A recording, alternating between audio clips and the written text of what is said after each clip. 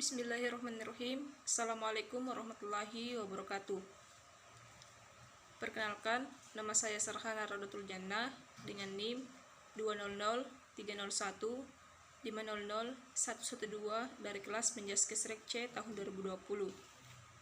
Pada kesempatan kali ini, saya akan mempresentasikan hasil kerja saya dengan judul PowerPoint yaitu Persiapan Pembelajaran Motorik. Baik, materi pertama ada bagaimana memotivasi. Sering terjadi bahwa aspek motivasi lebih banyak diabaikan oleh para guru atau pelatih yang menganggapnya sebagai bukan masalah sama sekali.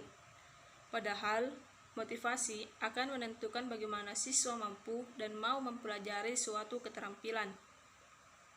Seorang siswa yang tidak termotivasi sama sekali tidak akan pernah mau berlatih dan karenanya hasil latihan atau belajar tidak akan semaksimal. 1. Ada memperkenalkan keterampilan. Memperkenalkan suatu keterampilan kepada murid merupakan satu upaya untuk memotivasi mereka. Agar tujuan tersebut tercapai, tentunya upaya memperkenalkan keterampilan harus memenuhi ketentuan. Salah satu di antaranya adalah dengan memperkenalkan makna dan manfaat dari keterampilan yang dimaksud untuk masa-masa tertentu. Yang kedua, ada menetapkan tujuan belajar.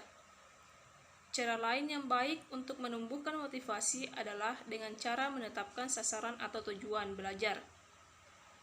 Mintalah siswa untuk mencoba menetapkan tujuannya, misalnya untuk menjadi pemain yang baik dalam tim sekolah atau perkumpulan tertentu. Yang ketiga ada knowledge of result. Penelitian-penelitian terdahulu yang telah menyumbangkan konsep bahwa latihan sendiri tidak membuat sempurna adalah penelitian tentang pembuatan garis pada orang-orang yang ditutup matanya ketika mereka tidak diberitahu tentang hasil dari apa yang mereka kerjakan. Mereka tidak memperlihatkan kemauan dalam latihannya. Sejak saat itu, banyak penelitian yang menganalisis metode dan materi yang bervariasi telah cenderung menunjukkan pentingnya pengetahuan penampilan atau pengetahuan tentang hasil penampilan atau knowledge of the result of performance dalam proses pembelajaran gerak. B. Ada pemberian tugas. Setelah mengetahui sedikit dasar pemberian motivasi, maka berikutnya adalah mengetahui bagaimana metode yang tepat dalam memberikan tugas pada anak. 1. Ada pemberian instruksi. Memberikan instruksi adalah peristiwa umum dalam hampir setiap pengajaran. Instruksi tersebut biasanya diucapkan meskipun bisa juga dituliskan dan memberikan informasi tentang aspek yang paling penting dari suatu keterampilan. Yang kedua ada modeling dan demonstrasi. Media yang paling baik dalam memberikan atau pemberian instruksi pralatihan adalah alat-alat bantu visual, seperti gambar dari suatu teknik atau keterampilan yang benar, klip video,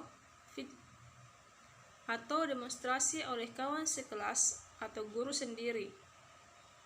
Kemudian, berbagai pegangan untuk mengoptimalkan pemberian demonstrasi tersebut. Guru hendaknya berpedoman pada 4 hal, yaitu 1. Para siswa harus disadarkan untuk mengamati contoh yang diberikan dengan perhatian penuh. Yang kedua, guru harus menyampaikan informasi yang optimal yang dapat diproses oleh kemampuan siswa. Yang ketiga, demonstrasi tersebut akan memberikan efek yang lebih baik jika diulang lebih dari sekali.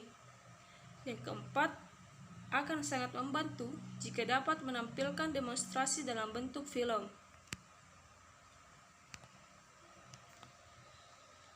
C. Ada bentuk latihan semua. Pembelajaran memerlukan beberapa bentuk latihan. Konsep dari keterampilan sendiri sudah didasarkan pada asumsi bahwa latihan mendahului penguasaan tugas. Latihan simulator adalah alat latihan yang meniru keadaan tertentu dari tugas yang menyerupai gerak sebenarnya. Simulator sendiri berupa alat yang rumit canggih dan mahal, seperti alat yang digunakan untuk melatih pilot, tetapi simulator juga tidak selalu rumit. Selanjutnya ada latihan gerakan lamban. Latihan gerakan lamban akan menghasilkan beberapa manfaat. Satu parameter dari program gerak yang digenerasi adalah kecepatan umum. Nilai yang dapat divariasikan oleh pelaku bergantung pada seberapa lamban dan cepat mereka memutuskan untuk melakukan pola geraknya. Selanjutnya ada teknik latihan mental atau mental rehearsal. Dalam khasana pembelajaran gerak, kini muncul kesadaran bahwa upaya penguasaan keterampilan tidak akan difokuskan pada pembelajaran geraknya saja, melainkan disadari perlu menyisihkan waktu untuk latihan mental atau mental rehearsal.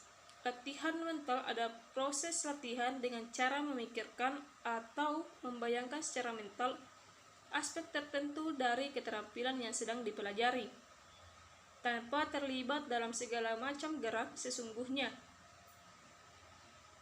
Dalam khasana pelatihan kita, praktek pelatihan mental sering juga disebut latihan nirgerak atau nirmotorik. Praktik mental. Teori awal dari latihan mental dirumuskan oleh Sackett 1934 yang mengusulkan bahwa jenis latihan nirgerak ini memudahkan pembentukan elemen simbolik dari keterampilan. Misalnya, seorang perenang pemula dapat meningkatkan gerakan menarik dan gerak memasukkan tangan sebagai bagian dari gerakan lengannya. Kemudian ada pembayangan mental. Jenis khusus dari latihan mental sering disebut sebagai pembayangan mental atau mental imagery. Selama pembayangan mental, anak atau atlet berusaha untuk melihat dan merasakan dirinya seperti benar-benar sedang melakukan keterampilan. Itulah tadi presentasi yang telah saya lakukan. Mohon maaf apabila banyak kesalahan.